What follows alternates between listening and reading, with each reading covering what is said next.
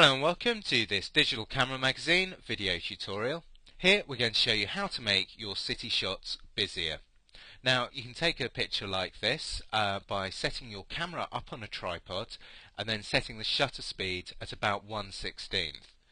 Now normally if you do that the picture will come out overexposed, so in this circumstance what we've done is to actually use an ND filter over the lens, and that just enables us to stop the exposure down a couple of stops and get that longer exposure without overexposing areas of the picture.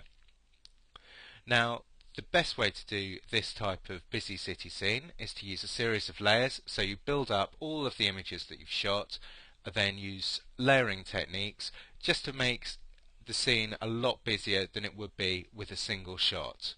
So here we can see we've taken the shot, but we've only got one area of movement. So what we need to do is layer several more shots on top of that so that we can build up a nice busy city scene.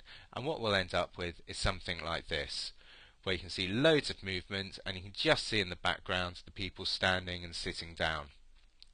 So to do this we're going to use a little trick within Photoshop Element 6 which basically enables you to automatically align all of your pictures. So first thing I'll do, because it's a little bit processor intensive, is just to close down our two images. So Control W and Control W. And now what I want to do is just load those pictures up using Photomerge. So if I go up to File, New and down to Photomerge Panorama.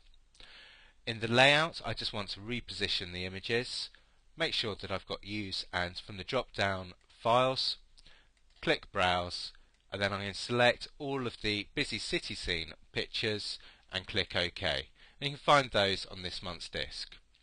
With those all in the source files option, just click OK, and after a few moments it'll start to reposition all of those pictures and build them up in the layers palette.